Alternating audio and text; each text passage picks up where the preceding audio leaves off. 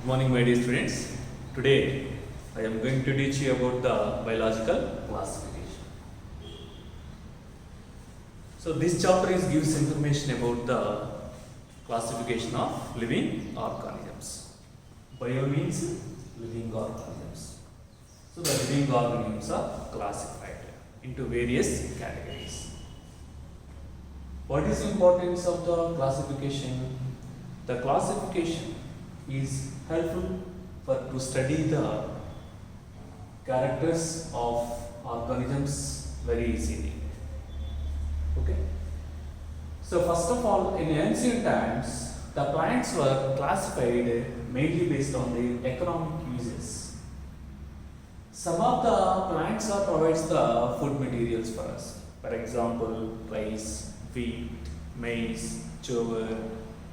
Okay, like vegetables, potato, tomato.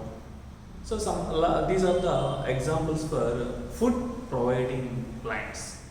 So some of the plants provides food materials for us, and some of the plants provides shelter for us. For example, timber yielding plants, neem tree, teak.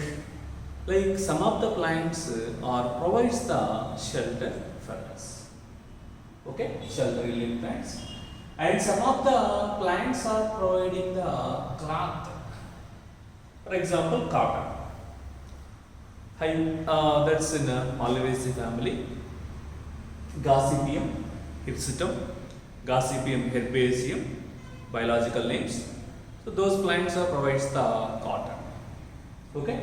So based on the economic uses, the earlier days the plants are classified into mainly three types. What are they? Food yielding plants, shelter yielding plants, cloth yielding plants. Okay, na? Later, Aristotle scientist was classified the plants into three types based on the simple morphological characters. What are they? They are one is trees. Second one is shrubs, third one is herbs.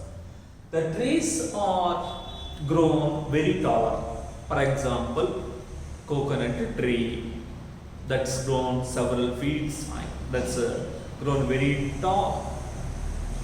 Okay. Coconut, Mangifera indica, that's also tree. Tamarindus indica, tamarind tree. Like that, some of the plants are grown very taller. Such plants are known as trees. Okay, and second type of the plants are the shrubs. The shrubs are generally grown medium in size, having a number of branches. Whereas the herbs are very small in size. What is the example for trees? One of the example that is familiar.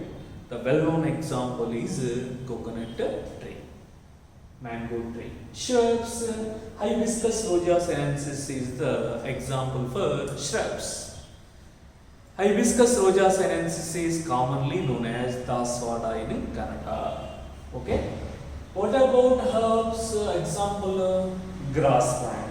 Already know very well about the grass plant. You have seen the several grass plants. Grass plants are comes under herbs. Okay. So who has classified the plants into three types based on the simple morphological characters? Aristotle. That's important for objective point of view. It must be remembered. Okay, who has classified the plants into three types based on the morphological character, simple morphological character, Aristotle. Okay, earlier days the plants were classified into how many types based on their economic uses? Three types. What are they? Food yielding, shelter yielding, cloth yielding. That is also important for objective point of view. Okay. The next, the Aristotle scientist was also classified the animals into two groups based on the color of blood. Some of the animals blood is appeared red in color, red blood animals. red blood animals. In some of the animals, the blood is appeared other than red color. That's maybe white. For example, in cockroach, earthworm, that's blood is not appeared red in color in some of the organisms like as earthworm and cockroach. Okay, non-red blood animals examples. Red blood animals, whereas human beings, that tiger, cat, elephant, in some of the organisms, the blood is appeared red in color. Such animals are known as red blood animals. Okay, it's also important for objective point of view. From this concept, regarding the NEET examination, they may ask who was classified the animals into two groups based on the color of blood. What is the answer? Aristotle.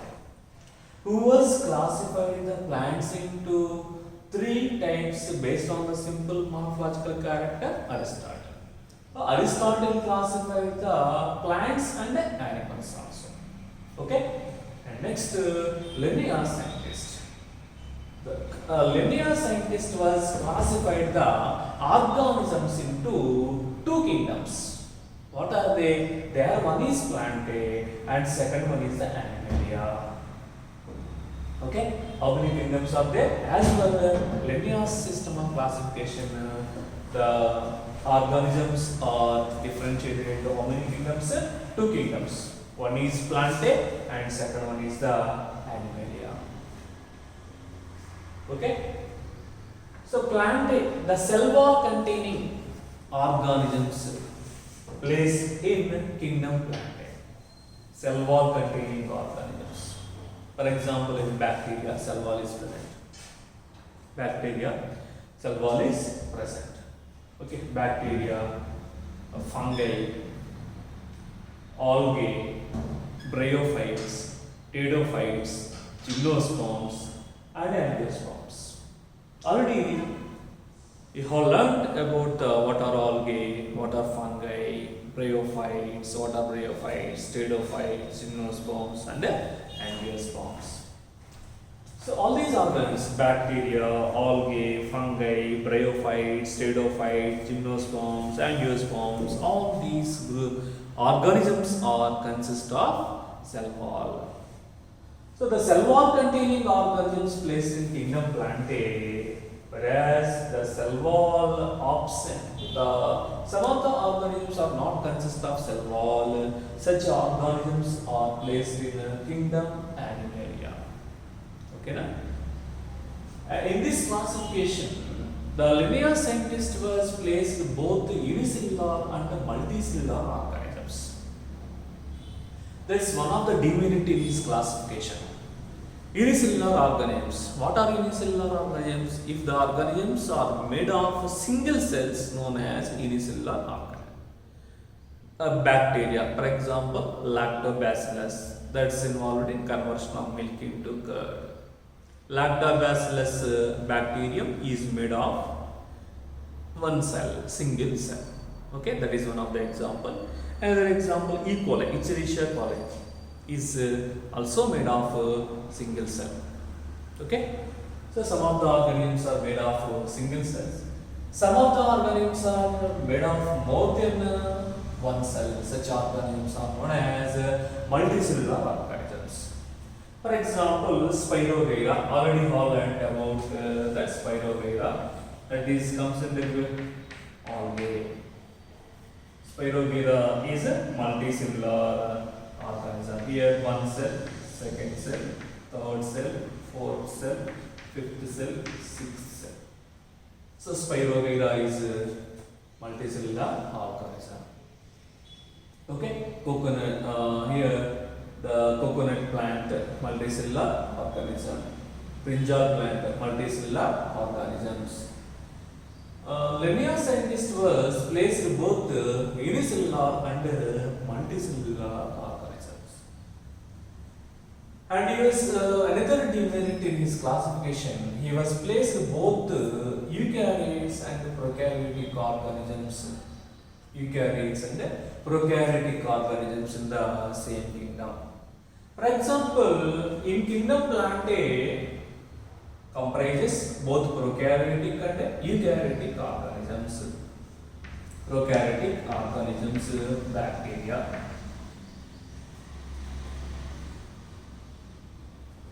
Fungi, algae, bryophytes, pteridophytes,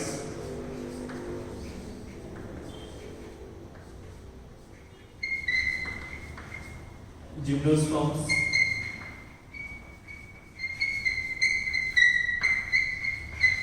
and angiosperms.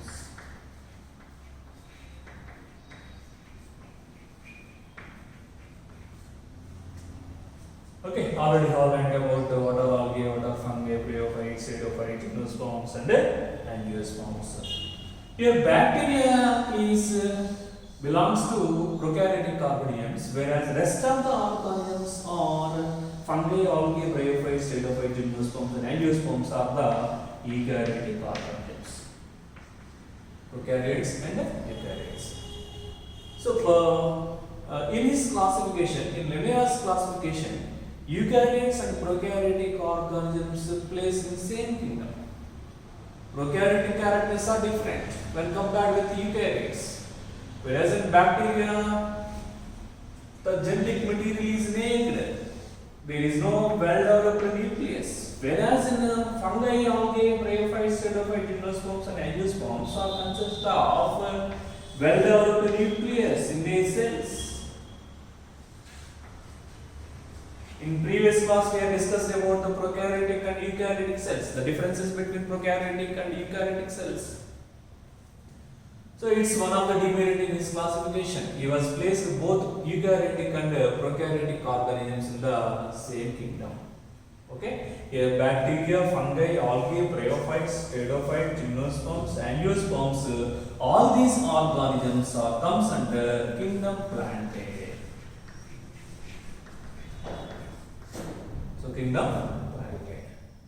Now, what is one of the demerit in his classification? One of the demerit is unicellular, the presence of unicellular and multicellular organisms in the same kingdom. Unicellular organism, bacteria. Multicellular, already told one of the example, that's Pyrrhobacter. What is another demerit in his classification? He was placed both eukaryotes and prokaryotic organisms. Prokaryotic organisms, bacteria. Eukaryotes are fungi, algae, bryophytes, pteridophytes, gymnosperms, and angiosperms.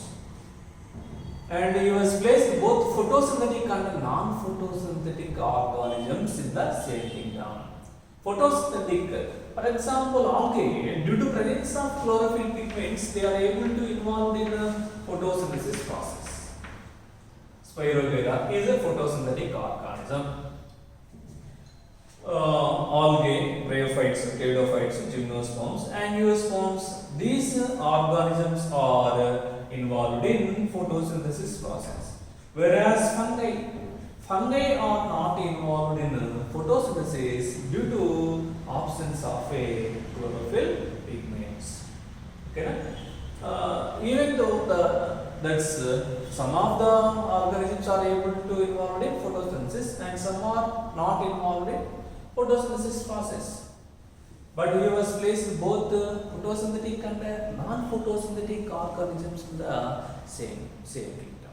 Okay, from this concept, objective point of view, option A in NEET examination, they may ask that.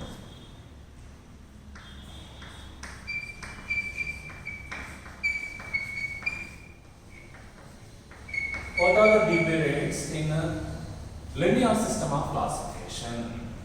What are the demerits in linear system of classification? Option A, the presence of unicellular and multicellular organisms in the same kingdom.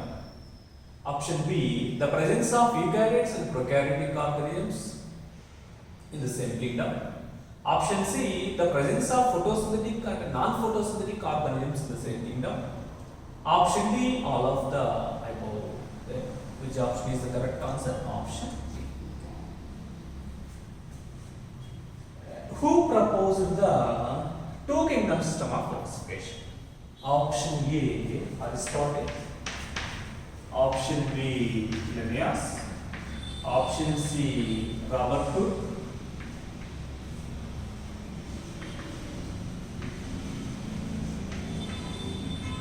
Option D, Robert Brown. Who proposed that's also important fact. It must be remembered regarding NEET examination. Who proposed the linear two kingdom system of classification? What are the given options? Option A, Aristotle. Option B, Linnaeus. Option C, Robert Hooke. Option D, Robert Brown. What is the answer? Option B is the correct answer. Linnaeus proposed a two kingdom system of classification. Okay. Who classified the animals into two groups based on the color of blood? Then what is the answer? Same options. Option A, Aristotle. Option B, Linnaeus. Option C, Robert Hooke. Option D, Robert Brown. What is the question? Who classified the animals into two groups based on the color of blood? Option A is the correct answer. Okay. And another question.